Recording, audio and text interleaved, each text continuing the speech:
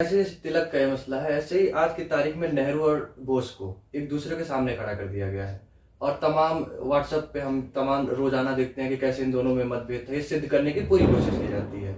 आप इसे कैसे इतिहासकार के तौर पर देखते हैं? देखो, ये पूरा खेल क्या है, ये कौन लोग करते हैं? ये वो लोग करते हैं जिनके खुद की आजादी की लड़ाई में कोई भूमिका नहीं है, जिनका ना सुभाष से कोई लेना देना था, ना नेहरू से कोई लेना देना था, जो उस समय या तो शाखा लगा रहे थे या अंग्रेजों का साथ दे रहे थे।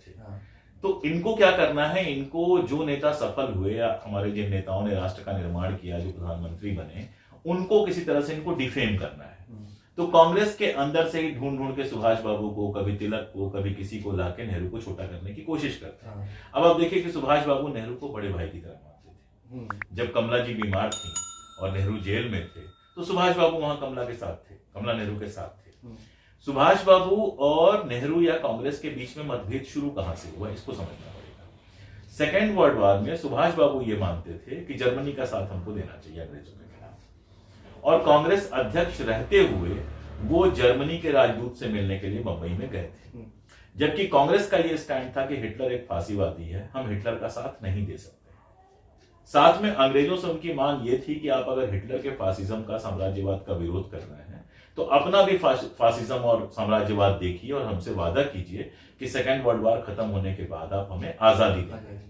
जब अंग्रेज ये मानने को तैयार नहीं हुए, तो ये हुआ कि हम ना अंग्रेजों के साथ हैं, ना हम हिटलर का साथ दे सकते हैं। तो नारा क्या लगा, अंग्रेजों भारत छोड़ो। लेकिन ये लगातार सुभाष बाबू जो है वो लगातार जो है वो हिटलर का साथ देने की बात कर रहे हैं। आप जानते भी हैं कि यहां से निकल के वो जर्मनी गए, हिटलर से मिले, फिर उन फौजों के साथ लड़े। अब अगर इसको बहुत खुल के देखा जाए तो सेकेंड वर्ल्ड वॉर का कोई भी इतिहास आप उठा के देख लीजिए, किसी का भी लिखा हुआ इतिहास उठा के देख लीजिए, सुभाष बाबू पे आपको एक पैरा कहीं मिल जाएगा, कहीं एक पेज मिल जाएगा, कहीं एक लाइन मिल जाएगी, इससे ज्यादा कुछ मिलता नहीं। यानी मैं कहना क्या चाह रहा हूं कि अपनी तमाम वीरता और तमाम ईमानदारी के बाद एक तो सुभाष बाबू सेकेंड वर्ल्ड वॉर में कोई बड़ी भूमिका निभा नहीं पाए, नंबर वन। दूसरी बात कि अब तो रिकॉर्ड बाहर आ गए हैं कि हिटलर कभी नहीं चाहता था कि हिंदुस्तान आजाद हो।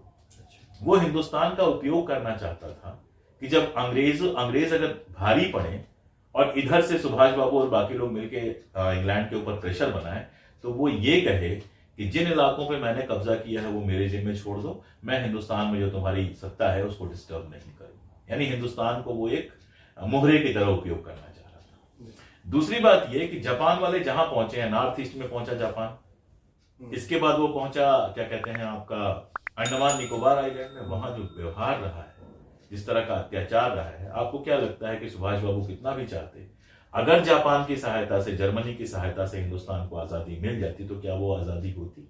सुभाष बाबू को खुद इसकी आशंका थी।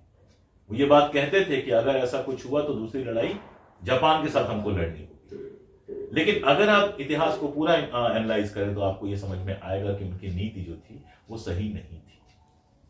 वीरता में कहीं कोई दिक्कत नहीं है, कमिटमेंट में कहीं कोई दिक्कत नहीं है, और यहां तक कि नेहरू और गांधी से जो उनका प्रेम था उसमें भी कहीं कोई दिक्कत नहीं है। जब वो अपनी सेना बनाते हैं तो एक का नाम नेहरू ब्रिगेड रखते हैं, एक का नाम गांधी ब्रिगेड रखते हैं, तो उनको कोई ये दिक्कत नहीं थी। देखिए क्या होता है कि यहां से हमको जाना है, मान लीजिए बनारस, तो एक मित्र कह सकते हैं कि इधर वाला रास्ता लेते हैं, एक मित्र कह सकते हैं इधर वाला रास्ता ले सकते हैं, गूगल कोई और रास्ता सुझा सकता है, लेकिन तीनों के बीच समानता यह है कि तीनों एक ही जगह पहुंचना चाहते हैं। तो चाहे वो गांधी हो, चाहे नेहरू हो, चाहे पटेल हो, चाहे भगत सिंह हो, इन सब, चाहे सुभाष चंद्र बोस हो, इन सब लोगों में कॉमन यह है कि ये देश की आजादी के पक्ष में थे। जिसको जो रास्ता सही लगा उसने वो रास्ता चुना, कोई सफल हुआ, कोई असफल हुआ। लेकिन जो लोग आज आरोप लगा रहे हैं, इनके जो पुरखे हैं, सावरकर, गोलवरकर, हेडगेवार एंड ऑल, इनका तो रास्ता ही अलग था। इनको बनारस नहीं जाना था, इनको तो कलकत्ता जाना था, इनको तो आजादी चाहिए ही नहीं थी। तो ये फर्क था दोनों में।